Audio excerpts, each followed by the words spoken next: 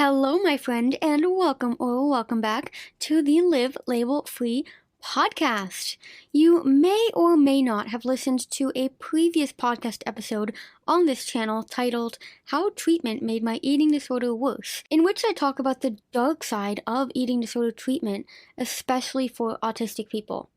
Now, if you've listened to that episode, you know that it was originally recorded and published on the Eating Disorders Neurodiversity Australia EDNA podcast, and I was interviewed by today's guest, Laurence. Ever since we connected, Laurence and I have been trying to find a date to record this podcast, so I am so excited and grateful to finally be sharing our chat with you today. In fact, we had so much to talk about that this is part one of a two-part episode series all about the lived experience connection of autism and eating disorders. Before we dive in, allow me to share a brief introduction to Laurence. Laurence, pronouns she, they, is a proudly neurodivergent, ADHD, and queer neurodiversity and mental health advocate. They have lived experience of a restrictive eating disorder, specifically anorexia or atypical anorexia. Laurence completed a Bachelor of Psychological Science and a Master of Philosophy in Gender Studies. She is now undertaking a PhD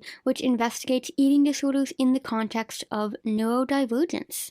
Laurence is the chair and research lead of the not-for-profit organization Eating Disorders Neurodiversity Australia, EDNA, which focuses on increasing awareness about the intersectionality of eating disorders and neurodivergence, and also promotes neurodiversity-affirming eating disorder care. Now, without further ado, let's dive into today's episode with Laurence. Gotta put one foot in front of the other.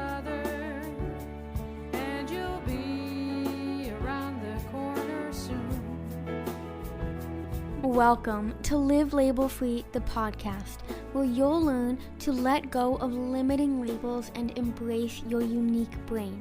As my mom says so beautifully in her song, Fear is a heavy load to carry. Which is why on this podcast, you'll learn the scientific links between neurodiversity and eating disorders, giving you a deeper understanding of how you can face your fears and become truly free. Together, you and me, we will keep putting One foot in front of the other.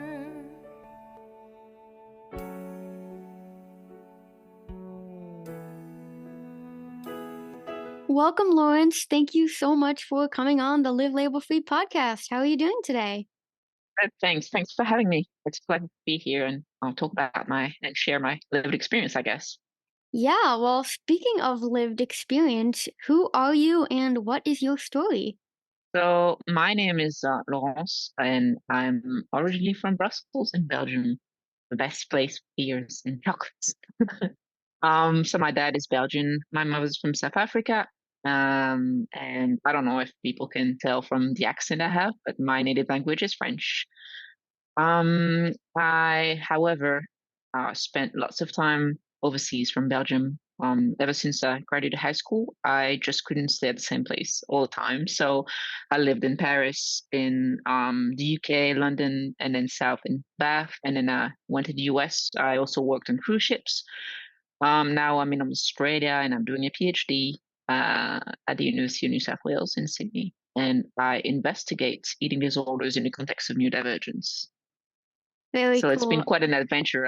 I've changed like professions and careers and study types more than I can count. So I Yeah, guess that's the ADHD side of me. I certainly resonate with that, and I'm sure many autistic people do. And I often describe myself as just multi-passionate because there's so much that I think I can be good at if I want to be good at it. And I think, that's what makes it hard for us autistic people to often tap into the hyperfocus because we want to hyperfocus on everything. And I mean, yeah, it's funny because I've moved around a lot too. I mean, I lived in Boston and the Netherlands and then moved back to Boston. I lived in San Francisco and then in North Carolina. And often people are like, I thought you hated change. And I'm like, no. I like change as long as it's been initiated by me. But if someone else tells me Exactly. to And change, planned. then I don't like Yeah. it. um, Yeah. so yeah, speaking of, neurodivergent and multi-passionatism and all of that, what is your experience with neurodivergence? So, I mean, it's not until I was about 30 that I realized I was neurodivergent. And then I had like a um, laid back my entire life as we would watch a movie and realized, oh my God, this is neurodivergence. This is neurodivergence. This is how could this possibly be missed by everybody? So I'm gonna like give a snapshot of what I feel is related to neurodivergence in my childhood.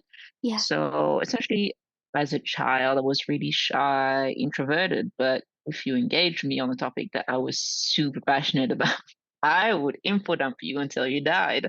Like you would have to pay me to shut up. yeah, Literally.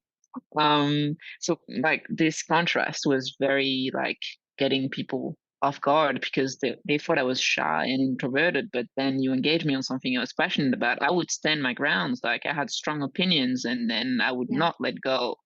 But like most of the time I was really, really shy. So I think people were confused about where that came from. But now that I know I'm autistic, I just look at it like, yep, info dumping, that's it. No, yeah. like justice sensitivity and things like that. Um, Another thing is like I'm extremely curious. I Yes. think a lot of people, autistic people, can relate to that, like asking relentlessly my parents, why, how, what about, Yeah, like, and I what mean, if, and if I may making theories and yeah. connections, and yeah. Yeah, and if I may add on to that, I feel like autistic people, we want answers to like life's deepest questions often. And I think that's what makes us, wise beyond our years. Like when I was like a little kid, it was always, wow, she's so mature. I could easily talk to people that were triple, quadruple, like how do you say the fifth time, like way older than me. Like I would just like talk to Yeah, them about like same. deep topics, and because we don't like the small talk, and I indeed ask like, why is this way, like, and I remember when I was 10 I was reading a book about like the etiology of cancer when I was 10, and we had to write a book report, and I was like, yep, I'm going to write a book report about this cancer book. And I remember my teacher being like, shouldn't you select something more age appropriate, because everyone was reading like Harry Potter and the little kid books, um and I was like, no, no, no, but I really am fascinated by this. Like, we need to have a deeper understanding of the science behind this. And he was like, okay, Livia, sure. And now looking back, when you understand like you're autistic, it's like all of that makes sense now. So yeah, just wanted to share that. Yeah, I can totally relate because, like, when I was a kid, I was writing poetry from a very early age, and I was writing poetry about like very existential questions and Yeah. political things, and I was like, "What's the meaning of life?" and stuff like that. Yes. And that was pretty obscure. And I was reading. I was actually going into my big brother's room, and he was into philosophy and things like that because he's much older than me. And I would like not steal, but like borrow his book without like his permission. Yeah, the And then philosophy, like it was it's I'm super I into that. know, Yeah. and then I would talk about it at school, and people like, "What the hell? What's You're wrong 7, with shut you? up." Yeah. Yeah. And so I was bored in school with like people my age, and I was seeking connections with people much older than me all the time. But I think Yeah. that's also a connection with giftedness, as well as being autistic and having special interests. Yeah. The other thing that I can relate to neurodivergence from childhood is probably like most autistic people can relate to it is strong reactions to like sensory issues. So I think that like my sensory modality that is the most heightened or where I'm the most hypersensitive is like audition, so hearing. And I have like very vivid memories from childhood, such as like my dad had a motorbike called a Harley Davidson. I don't know if people know that Yeah. We brand, but it's yeah. extremely loud and he was obsessed Mhm. with them.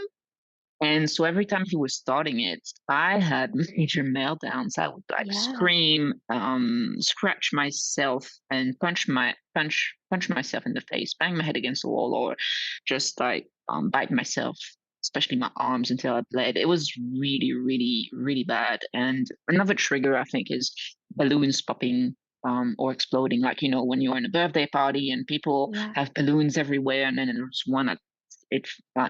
For me, it feels like I'm being poked or stabbed in the eye with an ice pick. That's how it feels to hear that noise. When you said that, So I when would you have said major yeah, meltdowns as well. when you said that about the ice pick, it actually reminds me of like a lobotomy. You know how they used to do that? Mm. And they did Yeah, that to a lot of autistic people. Like I've been reading about they it. did, Like and Rosemary, mostly women. yeah, like Rosemary Kennedy. 75% of them were women. Yeah, like Rosemary Kennedy. I've been reading a book about uh how do you say it? I know the Dutch word dwang, which is like force in psychiatry. Yeah, Coercion in like yeah. psychiatry. Um I'm reading a book about that, and it's all about the history of coercion in the psychiatry with like locking people up in the isolation cells and just like And uh how it's very like parallel. I mean, psychiatry runs a parallel path to the carceral system, so the prison system. yeah, exactly. And They serve somehow similar roles, but yeah. yeah, of Yeah, locking people out that are inconvenient to society. yeah, exactly. And I've been like reading about the history of lobotomy and how like a lot of autistic people and like neurodivergent people, like also including schizophrenia and bipolar, they would get lobotomies. And so I then developed this super obsession. Oh, I want to learn everything about lobotomy. And it's like morbid, but like it's just really fascinating to me. And I discovered that one of the Kennedy children, Rosemary Kennedy, she had a very traumatic birth. She was likely autistic. She had a lot of neurodevelopmental delays.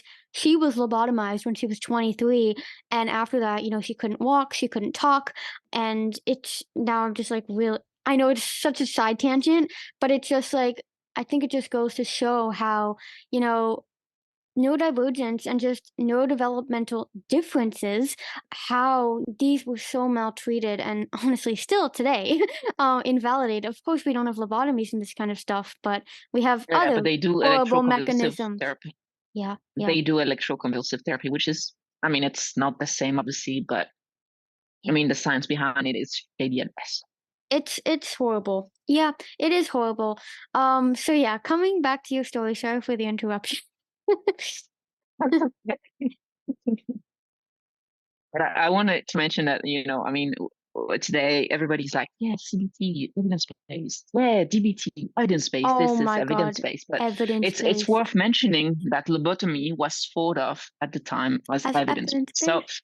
Yeah. I mean, we need to be critical of what the evidence means. Yes, I love that you brought this up. Because like a lot of I write about this in my book Rainbow Girl about how FBT, family-based therapy, where the parents take over the It's child's traumatic. food, evidence-based. Well, I mean, if you look at this evidence, it's so biased. Like they only look at for the small majority of people for who it did work. Oh, evidence-based, and I'm like, you totally excluding the majority of people for who it didn't work because they're not part of the evidence you want to see. So yeah. Exactly. Thank you. That's evidence-based in mental health research 101. Right. That summarizes pretty much what is wrong with research in mental health.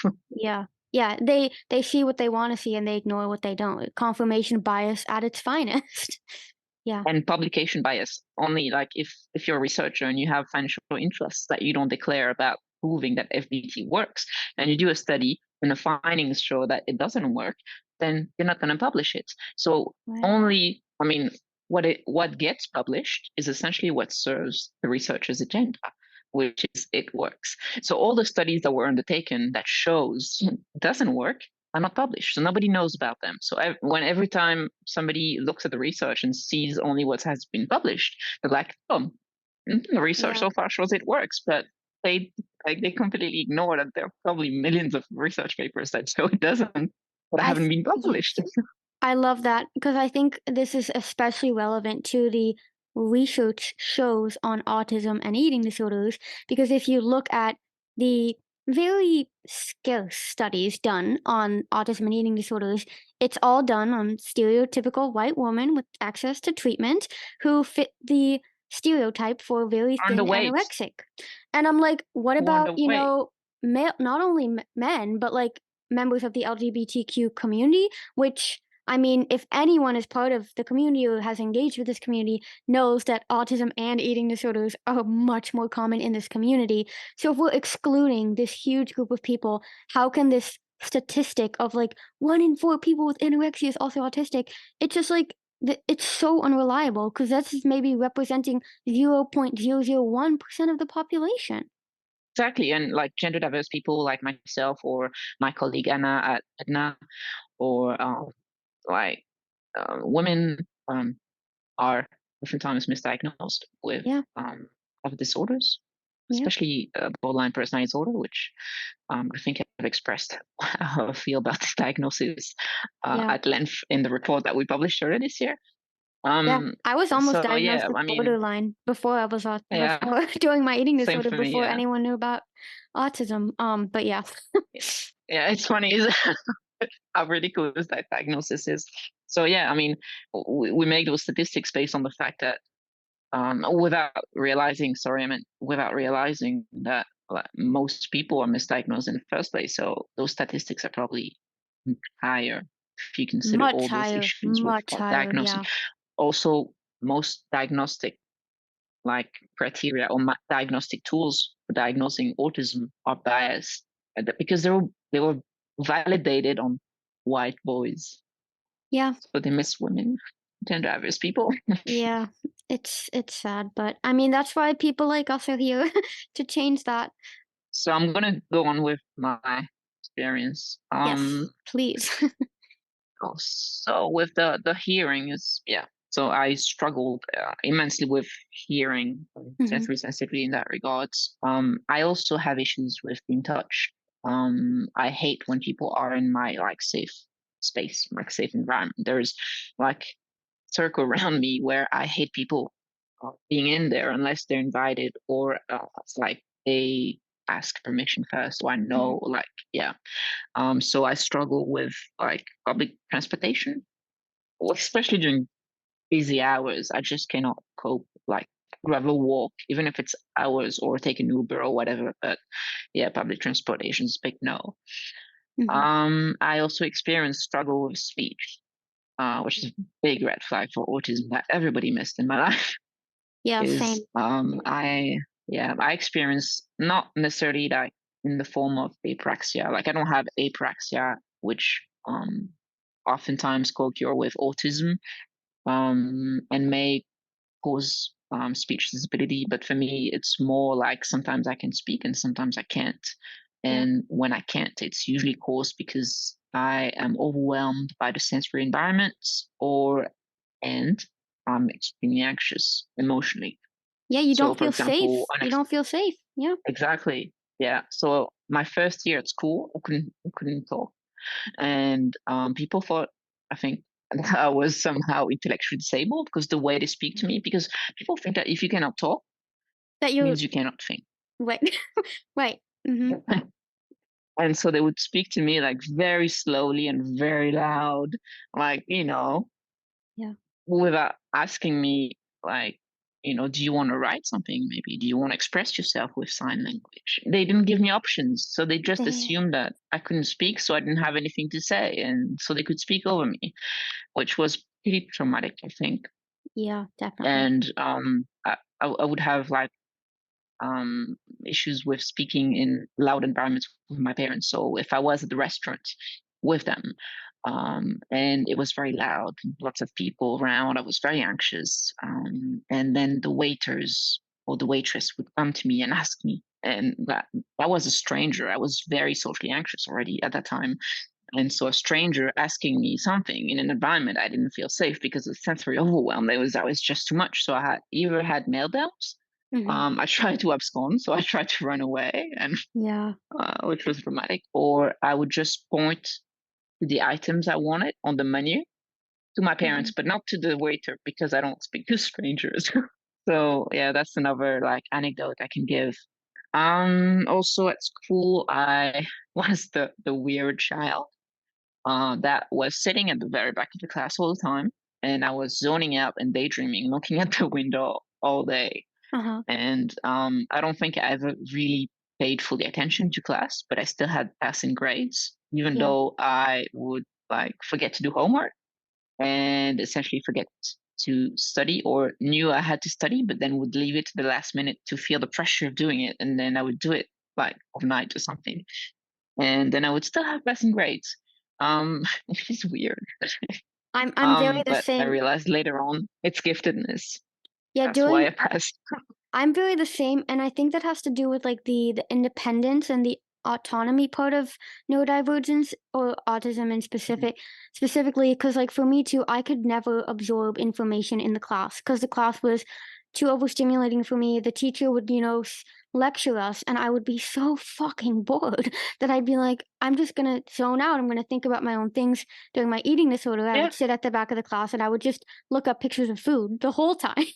yeah, um but when I, had yeah, to do the test or, had to complete an assignment, it was like hyper focus mode. Like I would like lock myself up in my room in like complete silence and just like yeah. study and like learn everything. And I don't know if you relate to this, but my sister who has ADHD, not autistic, and my other sister who I'm sure is neurodivergent in some capacity, but I can't pin down what yet. They can both study or like do homework while listening to music. And I can't do I that. Like can't. I need complete silence, and Impossible.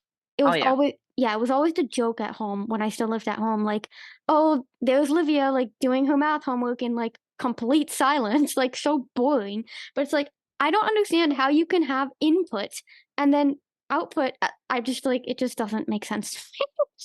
Yeah, can't either. Like if there is the slightest distraction, yeah, I just I feel rage. When I'm really in hyper focus mode, I cannot tolerate anything.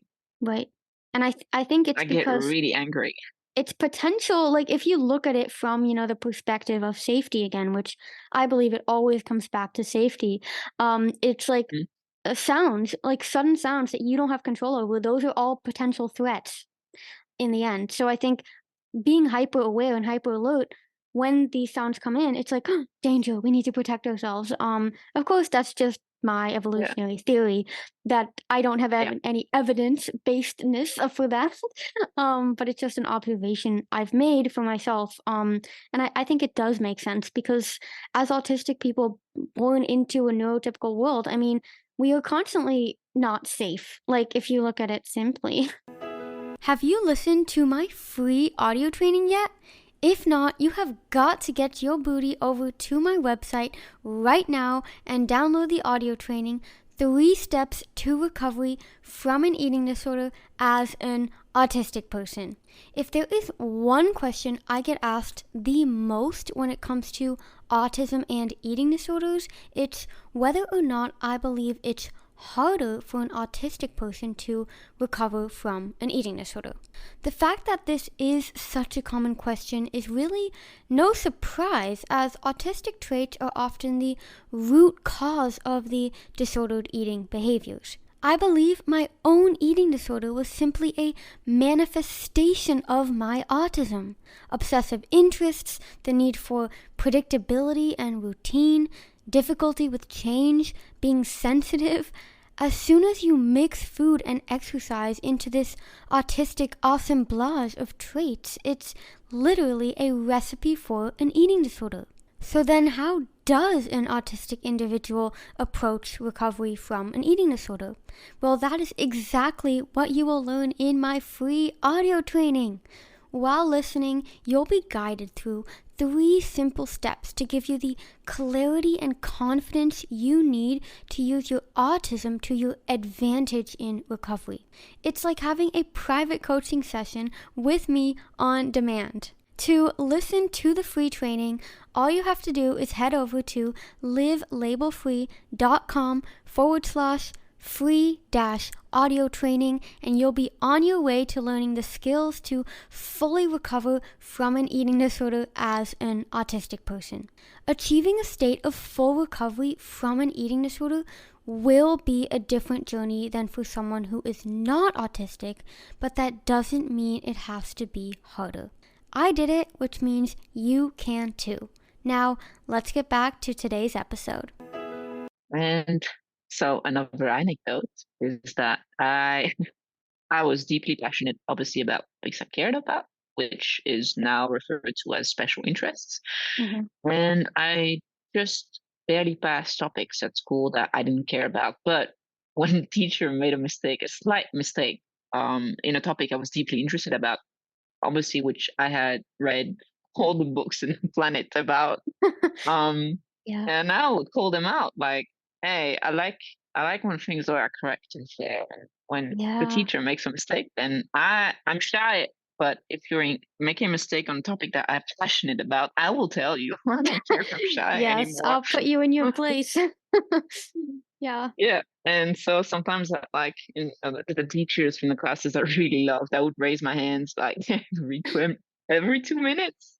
Yeah. But then in classes where I just didn't care, I would stare at the window all day and not listen. So I mean, I read about this lately, and I think it's called the spiky profile, Mm, which I can totally relate to. So essentially, autistic people have like really spiky profile of they excel beyond measure at some areas where they specialize in because they're intrinsically motivated, and then other they just cannot care, so they barely pass, and yeah. that creates some form of a spiky profile at school. And yeah, weird, isn't it? That nobody Well, saw that yeah. coming when I was No, there.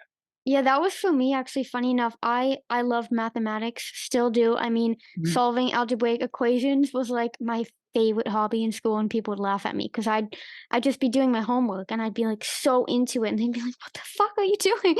I love mathematics. I mean, I always scored like the best grades. I was also very good in French, funny enough. I was the only one Hey, that read bonjour. the French books, because I loved it. And I think, Yeah. already being bilingual in Dutch and English, I think that definitely helped because there are a lot of French words that there's either a Dutch or an English word that kind of seems like it. Like the word cannelle, cinnamon. Um, in Dutch, it's kaneel. So when our French teacher asks, like, who knows what cannelle means? I was the only one who knew because I was like, "Kaneel, kaneel, sounds like kaneel, so it's cinnamon."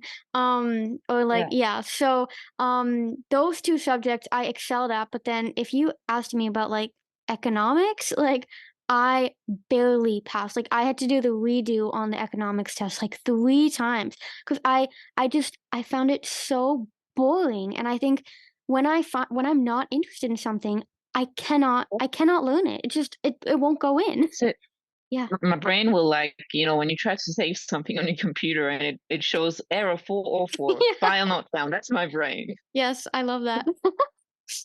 Yeah. It's totally that. But for me, it was actually the opposite. I hated mathematics, but I loved literature and like mythology and history and archaeology, and Uh-huh. so I had like very bad grades or passing grades in maths. But Funny. Yeah. then I had like 100% in all the classes I was interested in, which Yeah. was really weird. But at some point, we had like physics classes, Mhm. and I became obsessed with the periodic table of elements, and I learned it by heart just Me for the fun too. of it. I was fascinated. Also, like, in, like, who discovered them and, like yeah, it was and that's why I actually love that, the autism Mendeleev, symbol yeah, and the periodic table. autistic symbol is gold, which is, of course, on the Yeah, periodic table. AU. Um, Yeah, yeah, yeah. yeah. Pretty cool, isn't it? Yeah. It is, I it I is. I know very few people who actually as kids were obsessed enough to learn it by heart. I'm not sure if I learned So it it's by really heart. cool. I did always learn like when we were learning French grammar, like the avoir conjugations and stuff, I would learn all of those. Like I would like stamp the table in my head, right? It was funny because like I had a really hard time like actually applying it and like using it in a sentence, Mhm. but like the Yeah, tables of I would just have them completely memorized. So on the test it would just be like, okay, what's that spot in the table? Copy paste. That was kind of how my brain worked. But, yeah, like, yeah. I'm the same. conversationally, I was like but that was part of, the mutism, I think, like, I couldn't like, all the conversation tests in French, I was just like I just couldn't talk, I just couldn't say anything. My French teacher would be like, "Livia, Yeah, you know this so well, you always get such good grades on your tests, like, why can't you talk?" But I was like, "It's not that I don't know it, it's just, like, a completely different situation that I felt threatened, I yeah, think." Yeah. yeah. Definitely. I think that was probably for you a big red flag for like being autistic. But Absolutely. obviously, as we're not white boys, we cannot be diagnosed with it, can Of we? course, of course. We're too smart to be autistic, right? Yeah, Right. You have friends, you have empathy. Oh, but it's not you. You yeah. cannot be autistic. You have, oh my God. Oh, anyway, let's not talk about that because that's going to be another hour of speech. The other thing that was a red flag for me being autistic is I need time alone so much to recharge my batteries.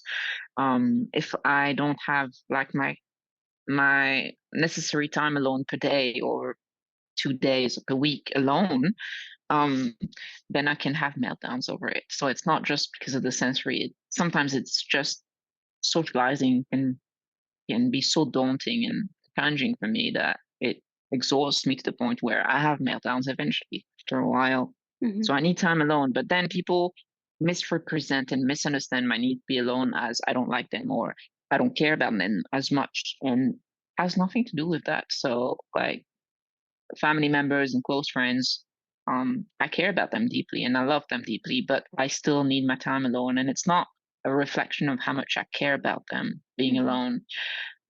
And oftentimes I also like to be in people's company in the same room, Hmm. but us doing completely different things on our Yeah. own and in silence. I cannot explain that. I think it's like I, some form of parallel play, but I need that to function. Um, and yeah, I think there are lots of misrepresentations, misunderstandings about like being alone, loneliness, aloneness. I don't think they mean the same thing, such as that no. loneliness is felt as a form of distress associated with being Yeah. alone, whereas aloneness is, I see it as peaceful. Like it brings me peace and solitude brings me peace. But yeah, I think people misrepresent them. I love that distinction. Um, I deeply resonate with that yeah, because I'm often asked to, because I live alone. I mean, I work from home. I barely see people. I mean, I go outside for walks and go to the grocery store. same. That's pretty much it. Yeah, And I often get asked, like, don't you get so lonely? And it's like, no, like I may live alone, but that doesn't necessarily mean I'm lonely. Like there's a difference, exactly. definitely. Yeah. But at the same time, like I still need connection. Like I still need to talk to people, but like in probably in an it, In to my a own terms. degree, yes, and to a degree that's much less than what most people would Yeah, consider like appropriate social interaction. Like today, I'm talking to you, and later today, I'm talking to one of my clients, and I'm like, that is perfect socializing for one that's it. day. Yeah. Yeah. That'll probably be too much for me. Depending on the context. Yeah. Yes. Sometimes my window is more. I have more margin for self-regulation. Sometimes less. It depends. We'll see. So we are coming to the point where I realize I'm autistic, and that Mhm. was around 2019. Yeah. So essentially, I was starting to be interested. I was looking into a future PhD topic.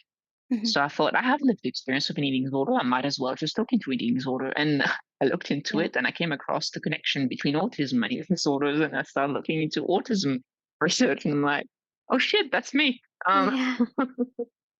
So I mean, I read more and more and more. And so like hundreds of articles, like even thousands of articles and books I read about autism. I was like, okay, that's it. That's me. It makes sense. It's my life. I relate to it 100%. And I went to my psychiatrist and I shared all the research, summarized all the research, and I told her like, this is me, and there's no other way to explain my life story than this. And at first, she was a bit like reluctant to accept or agree, and then we had more chats about it. She remained open-minded, which I'm deeply appreciative of. And I guess we came to the conclusion that this was probably the most fitting kind of diagnosis for me or Yeah. condition, or I see it more as a form of neurodivergence, but I understand that people have different ways of calling it. I Yeah. call autism a difference, a neurodivergence. Yeah. And yeah, that's when I finally made sense of my entire existence, I guess, in some way. It was quite a emotional roller coaster to actually realize I was autistic because it was kind of like the knowledge I needed to um understand myself fully. So it brought a lot of relief in terms of self-compassion, because the Mhm. things I was struggling with and couldn't understand why, finally there was something to explain it. And I didn't feel as though I was to punish myself for those, because I was disabled, and it's fine to be disabled, and you don't have to be perfect. You can just be disabled and you still have value as a human, even as a disabled person, and you don't Yeah. mean less in any way. And I think that was the start of my journey towards recovery, which obviously takes a long time. Thank you so much for sharing all of that, Lawrence. I mean, the experience of neurodivergence is definitely, I feel like, always a very bumpy ride of discovery. And I think when, like you said, when you do discover, like, I am neurodivergent, it helps you to become more compassionate for yourself. And I think to give yourself permission to exist and be the way you are without labeling it as weird, and just seeing it as different.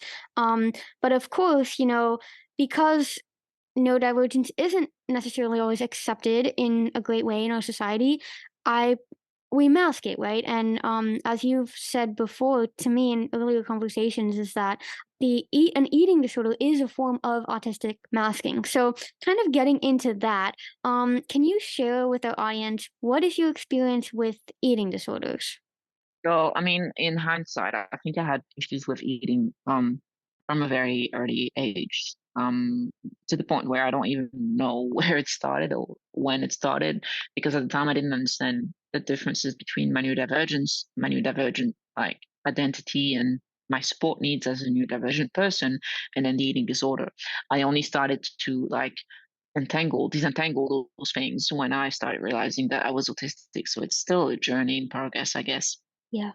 But from what I understand, my level of self awareness today allows me to draw conclusions about the links between sensory processing. So that means interoception and exteroception, masking, and executive functioning. I think that those three factors are the main factors in my experience of an Mhm. eating disorder, much more than um, like weight stigma and body image, as it might be for others, but it's not for me. And what I understand is that it's not necessarily body image is not necessarily a big factor in the eating disorder experiences of many neurodivergent people, Yep. especially autistic Same people. here. Yeah. Yeah. So, for example, hyper focus or special interests, when you're going down rabbit holes one after the other and you don't think much about eating, you forget to eat. So when you go out of that like hyper focus mode, Hmm.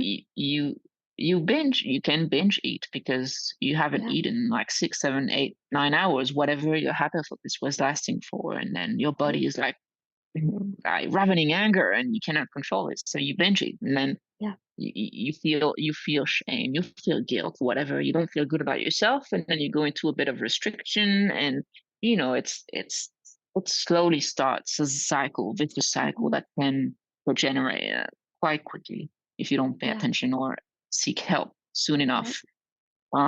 So as well as struggle with interoception, so that's like sensing bodily signals from the Hmm. inside, such as hunger, thirst, or pain, and things like that. So for example, I don't feel thirsty, so if I don't set alarms or reminders or prompts for myself, I can go days without drinking, and then I'm like, oh, I have a headache. I'm feeling irritated. What the hell's going on? And Oh, then I realize I didn't yeah. drink all day. I'm like, shit. And Yeah. the same happens for fullness. So when you have Hmm. eaten enough, your body sends signals to your brain, and your brain tells you, hey, it's time to stop. You're not hungry anymore. My brain doesn't do that. Fun times.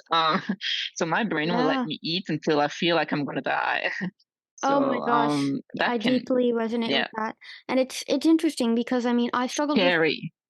it is. And I think especially when, you've had like maybe a different type of eating disorder, like cuz I had anorexia for over 7 years, and for me it was like I never felt fullness, but like I also never felt hunger. Like, and I didn't eat enough because I didn't want to feel full. I had this fear of like fullness because I didn't really Yeah, know what it felt exactly. like. Yeah, Right? So I just underate for so many years, but now, being recovered from anorexia and being recovered, I'd say I've recovered from like all my eating disorders, I've just noticed that binging that you just brought up, I've noticed that that has been coming up a lot in my life, and I'm really realizing now, how how strongly that is true for me that I don't feel fullness. Like, I especially during times of stress, and it's like the food for me acts as a form of numbing, as I think for so many autistic people, we have this constant tornado of thoughts going in our mind. It's like it never ends.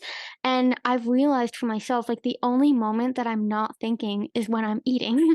um, and so like even yesterday, I ate two entire apple pies and I felt so sick afterwards, but it was like I like almost blank out during the eating because I'm like, I don't feel anything right now. And I don't register how full I Yeah, am until everything is exactly. gone. So Yeah. yeah, So yeah, it's like your stomach is gonna burst, like, yeah, and you're just gonna explode, and literally, and I don't mean it in a triggering way or in a stigmatizing way for yeah, fat people, right, but like as a person who has overeaten so much so that their bodies feel like yeah, it's literally gonna die, it can be extremely scary, regardless of weight, status, or anything. yes, It can be any weight, and this can happen to you. It yeah, doesn't matter. It's just the experience of feeling like you're gonna die because you ate too much that your body cannot cope with it. And so, for me, I think that sense of like lack of safety, as you mentioned, it's like, yeah, well, my body is not telling me the right things at the right time, so I don't feel safe within my own body. yeah, So the safest way to go about it is actually not to eat, because then I don't feel like I'm gonna die imminently because my stomach is feeling like it's gonna burst. And right, so I restrict, because and then you've got the cycle of restricting, and then your brain goes, but it's time to binge, and then you go into right, binging, then you feel like you're gonna die, and you feel unsafe, and you feel scared, so you restrict them, and eventually you restrict all the way because you feel too scared. But yeah, so I think that interoceptive awareness in that regards has played a big role in my eating disorder, my experience of feeling unsafe absolutely. around food or uncertainty around food. Yeah, I think that's a really important thing you also brought up about like people can binge eat or, have disordered behaviors regardless of weight. Because what I Yeah, often, I mean, am told when I share like I ate two apple pies or I ate all of this, like I feel so sick is it's like, oh, you can have it, like you're skinny. Like, and I'm like, it isn't about my appearance or like the way I look. It's has about nothing to do with it. I don't want yeah, it's like I don't this is not a healthy behavior around food, like regardless of what weight you're in, because I'm sure that if Mm, I was in a larger body and I'd say I ate two apple pies, it would be like, oh my gosh, you have no willpower, you have no self-control, right? exactly. Whereas when Yeah, someone who's in a societally acceptable thin body like myself, not to mention I'm also white, yeah. when you say like, "Oh, I ate this," it's like, "Oh, it's fine," because like you're not gaining weight from it. It's like, yeah. So I just really love that you brought that up because I think it's so important to emphasize that eating disorders can represent in any size body, and it's so important we break And that you can have stigma. a restrictive eating disorder even if you're Yeah, not underweight or exactly, skinny or thin or whatever acceptable exactly. stigmatizing Yeah, shape identity you can have in society. You can be having I don't like the term BMI because I think it's pretty much complete bullshit and biased and sexist. yeah. But anyway, so Yes. it's Yeah, it's the medical world is using it, so let's use it. So if somebody has a BMI that is over 25, which is bullshit anyway, but like they are usually perceived as not being having a restrictive eating disorder, or if they do, then it's not bad enough. But you right, cannot really assess how bad an eating disorder is yeah. from the outside because it's a mental disorder. And That's I think it's something lots also of medical professionals miss. well, I think also interestingly, I think it's more than actually a mental disorder. I think it's also like a nervous system disorder in a way. When coming back to that safety and like the state of our nervous system, right? We have like the rest and digest mode, the fight or flight mode, but also like shutdown mode. Like I think an eating disorder is almost a way for us to manipulate this state of nervous system activation, right? Because when we are in this fight or flight mode, constantly feeling threatened, when you don't eat, you in fact able to almost shift your body into either a state of shutting down, which basically happens when you are so malnourished, your organs literally start shutting down. Um, Yeah. and at the same time, like a lot of my clients, when we talk about, this idea of safety, they say the eating disorder is the only thing that I feel I can rely on to feel safe, to feel Mhm. calm. And that's why, when I see food or the idea of eating more food than I feel comfortable with, that's what puts me back into this fight or flight mode. And I think for that reason, because autistic people are inherently often either in a state of fight or flight mode or in a state of shutdown because we're overwhelmed. I feel like that's kind of where the eating disorder may come in as like, ooh, this is something that I can trust will make me feel safe. And of course, that ties back to the interoception piece because we don't intrinsically feel that this lack of food or binging or whatever is going on. We don't feel, um, we don't really know necessarily what our body needs. And I think for me, like so many people, my eating disorder started very, very young. I feel like I don't have a frame of reference for what a healthy amount of food is for me sometimes because it's like I only remember how I ate normally when I was a little child. It's like obviously my needs are different now. So I go through phases, where I'll just be binging every single day. It's like eat, eat, eat, eat, eat, like that last supper mentality.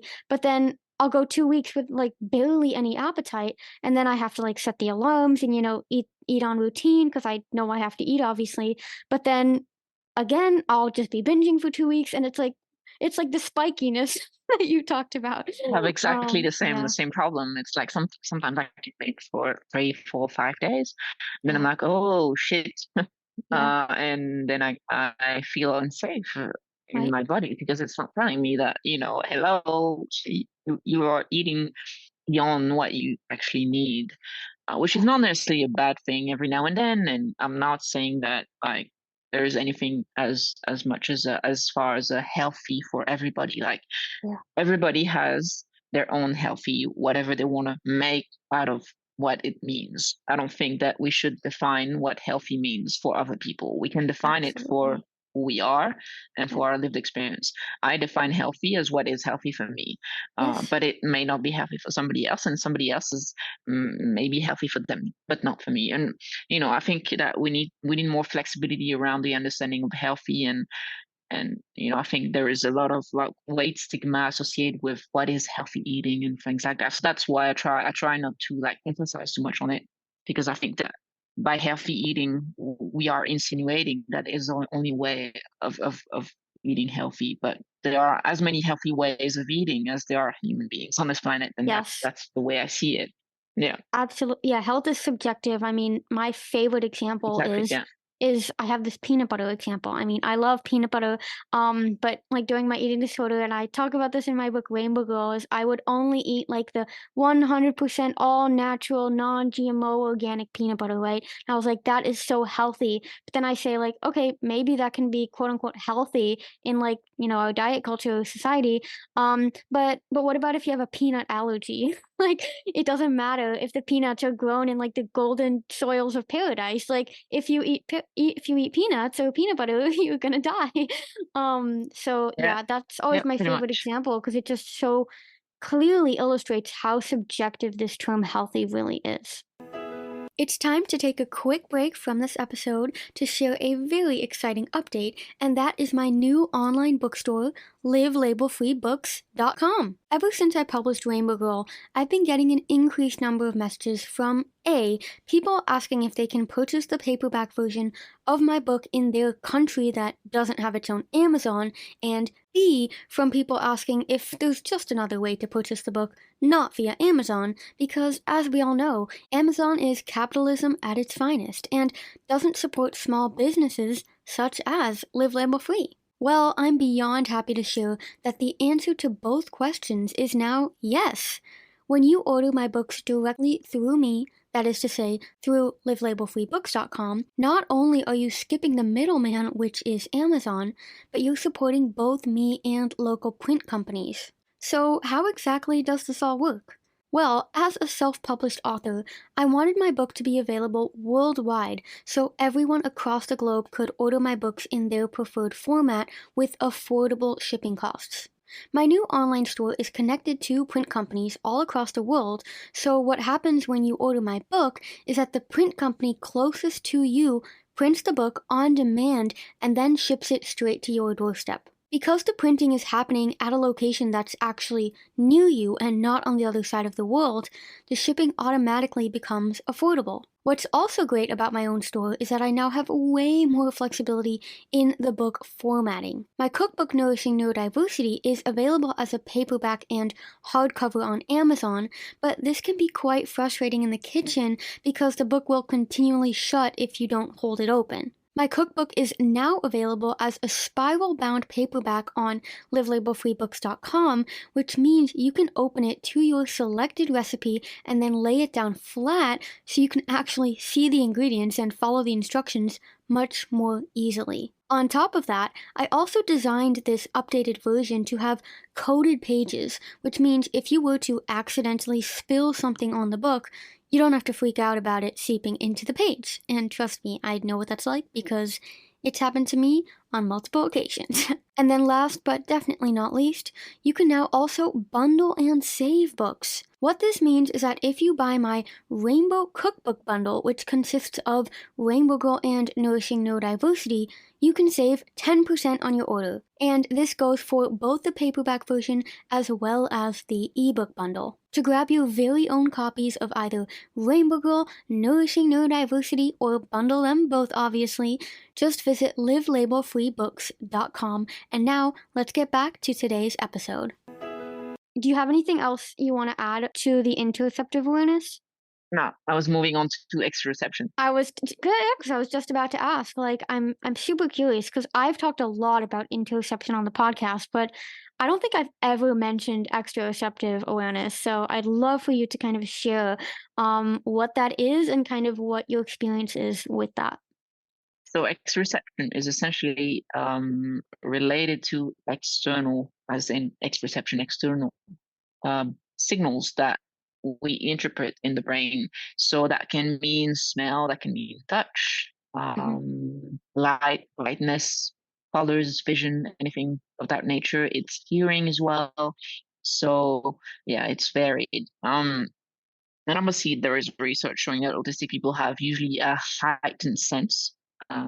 So usually hypersensitive in one or more of those modalities. And that can affect behavior a lot, especially goal-directed behaviors, which eating is one of them, because you eat to nourish yourself. So it's a goal-directed behavior, the goal being nourishing your body and sustaining yourself. And so because autistic people have a tendency to be overwhelmed by those stimuli a lot, it directs essentially how they eat and what they eat, such as food aversions. However, I think that something that is less talked about is how hyposensitivity in some modalities can cause binge eating. For Yes. example, if you feel understimulated and you really like something, really like a taste or a texture or whatever, well, your brain is going to be like, oh, I like that. I feel understimulated. I need I want something, more. whatever. So let me have that texture. Let me have that smell. Let me have that. And then I think that hyposensitivity in exteroceptive awareness can lead to binge eating. So I think that people usually see exteroception as a means for restriction. However, exteroceptive awareness influence on eating is way more complex and nuanced than we think. It impacts eating behaviors at all levels, whether it's restriction or binge eating. And for me, I mean, I have a lot of food aversions. Although I do not think that they have necessarily contributed to my eating disorder, they influence my eating behaviors. I don't like certain fruits, especially if they're too acidic, such as oranges. So Grapefruit. orange juice I don't really like. Yeah, Grapefruit, yeah. exactly. Yeah. Such things, or crispy stuff, because when I eat something too crispy, then I can hear it in the brain. Like Oh, the that's crispiness interesting. goes into my brain, and then it feels like my brain. I don't know how to explain it. It's like I can hear the I know chewing inside of my brain, and it resonates. I know It's like, exactly what you I don't mean. know. But it's funny because I have this like I have actually the opposite of aversion. I have it's happening again. I have like a pull towards crispy, crunchy things. Craving, Like, craving. yeah, like for me, it's I cannot. Oh, I'm sure I can, but like for me, it's like a need, like a desire. Like when I eat a meal or food or anything, there needs to be a crunch element to it. Like I cannot just eat a bowl of yogurt with like fruit. Like there needs to be granola or crunchy toast or something on the side to like counteract the smoothness in a way. Mhm. Yeah. Or yeah, I'm just trying to think of like or like even if I'm having like a dinner, like mashed potatoes and I don't know, say like a burger and broccoli, then I need to like put breadcrumbs on it or something because it's like there needs to That's be a fascinating. crunchiness. Yeah, so that's so interesting how See, you that's have an sensory aversion. seeking. Yeah. Yeah. So exteroception is connected to both sensory seeking and sensory avoiding, and Mhm. it can depend. Like each person has a different pattern or profile in terms of that, and so autistic people may be overwhelmed by loud sounds and unable to eat in restaurants and things like Mhm. that. But at the same time, they can be hypersensitive in other areas, which Yeah. leads to, like you mentioned, crispiness and need for crispiness, whereas it's the opposite for me. See, I mean, we have lots in common, and obviously we're both autistic, but we have like different sensory profiles, Mhm. and that leads to different eating behaviors or feeding behaviors. And it's fascinating to realize how much sensory processing has an impact on our eating, right? Yeah, and some another example that I'm thinking of is I feel like there's this common misconception that autistic people only like really bland, flavorless foods. Whereas for me, and I think this comes back to the sensory seeking, and a lot of my clients actually have said like we, put spices or on everything because we need like that extra stimulation. And I know a lot of autistic people who can tolerate really spicy hot foods because it's like their I'm one of threshold. them. Yeah, like, that's so funny because 'cause I'm the same, like, whenever we go out to eat or, like, the Indian curries, I'm And like, salt, super pepper, spicy, whatever, and people are like curry. yeah, and I'll put people are like, "Are you everything. crazy?" And, like, I'm the kind of person who can, like, eat, raw ginger and just, like, eat it, and people are like, "What the fuck?" Oh yeah. Yeah, I can like, I will eat just, like, pieces of ginger and just be fine, and I love it, but it's, like, because our Yeah. threshold for, like, it registering in our mouth is so high, it's like we need we need it. Yeah. The other factor that I think majorly contributed to my eating disorder, and probably much more than sensory processing itself Yeah. alone, is masking. Mhm. So I think that everyone has some kind of an understanding of what masking is in the context of autism by now, because there's been quite a bit of research and community resources coming out about it. But for me, I see it in the way that, when you're autistic, you don't know about it. You get teased a lot, you get mocked, you get laughed at, you get all those like bad things thrown at you, and you don't necessarily understand why. Mhm. You feel like an alien, you feel like you don't belong anywhere, and you try your best, and nothing works. You get Yeah. rejected day in, day out by teachers, by adults, by children, by people your age, by buddy. You Yeah. don't belong anywhere, and you don't have your place on this planet, and so you try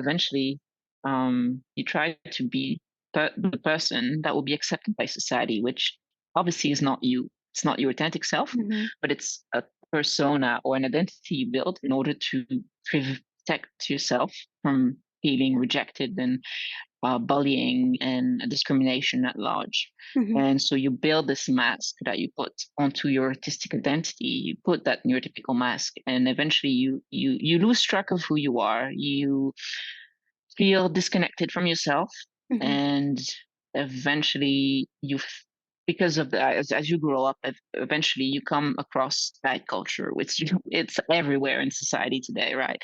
Bad culture in the media, that culture in marketing and the clothes industry, even at school. Eventually, it will make Uh-huh. its way up, as you grow up as a kid. And so eventually you're like, yeah, I'm socially rejected. Nobody likes me. I mean, I feel like an alien. I feel broken. I think something is broken with me. I'm wrong. Maybe if I lost some weight, I might be right again. And then, Yeah. if I'm thinner, maybe I'll be accepted. Maybe if I'm thinner, people are not going to reject me. I'm not going to be bullied. I'm going to be safe. Mhm. And so being thin becomes associated to masking. with being safe. Because society tells us that if you're thin, you're safe from bullying, you're safe from rejection because you're thin. Yay! Um, so I feel that like masking was probably a big contributor, and I'm not sure about it. I need to reflect some more about it. But some autistic people have come to their conclusions with their own perspectives that the eating disorder actually was a form of masking. I don't see it that way for myself. That doesn't mean that they are not right for themselves, but I think for me, it's more that the eating disorder um, served that kind of identity like nothingness that I was experiencing, such as that I lost myself through the mask. I didn't know who I was anymore, and then the Yeah. eating disorder gave me the reassurance that Yeah. I'm not a nobody. I'm somebody who's Yeah. yeah. No, I like that you brought that up And I because have control. Like, yeah. yeah, I can control people bullying me. I can control my social awkwardness, but I can control what I eat. So Right. I am somebody, and I'm achieving something. Yeah, I think you brought up a really important point there of like how some people say like the masking was the sole reason for eating disorder, but I think as with everything, I don't think there's ever one sole reason. I truly believe that, Exactly. Yeah. masking played a huge part in the development of my eating disorder because I didn't know I was autistic, of course. So it was like if Yeah. I have this mask, I can just kind of shield myself from responsibility from the world, from like these expectations that I feel like I can't meat ever, no matter what I do. So if I have the eating disorder, it's like, oh, I'll just say I have an eating disorder and people see that I'm sick, so I can't do these things. And I think a huge difficulty for me about committing to recovery was this fear that I wouldn't be able to handle these responsibilities when I was healthy again. But of course, as you talked about before, the interoception, the exteroception, like our childhood, trauma, the state of our nervous system, safety, there's so many factors that play into development of an eating disorder, whether you're autistic or not. So yeah, I really appreciate you sharing all that. I think there is so much more that we want to dive into. The connection between autism and ADHD, executive functioning, preferences that may have been considered eating disorder behaviors, and in an effort to respect the autistic attention span, as well as everyone's time. Um, Laurence, would you be open to doing a part two for the rest of this discussion? Yeah, sure, that's fine. Okay, wonderful. Yeah, I mean, like I said, I think there's so much to discuss, and you've already given so much value. I mean, I have genuinely just I always enjoy talking to you, so I'm already Thanks. excited. So yeah, thank for well. In the meantime, though, where can everyone find you if they want to get in touch before part two comes out? So I'm essentially the chair of a not-for-profit organization, which is called Eating Disorders Neurodiversity Australia. Hmm. All the board members, all the team, or all our team is neurodivergent. We all have lived experience of eating disorder, and our website is EDNU. EU.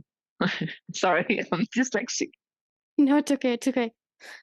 Um, I'll leave the link in the show notes. How about that? yeah, it's better like that because otherwise, yeah, people are not gonna register. Yeah, well, you won't even believe what happened to me. This has nothing to do with dyslexia, but I think it's almost like this registration problem this morning. Yeah. I was not thinking. I was taking my morning supplements, my vitamins, and instead of taking my multivitamin gummies, I take fucking melatonin.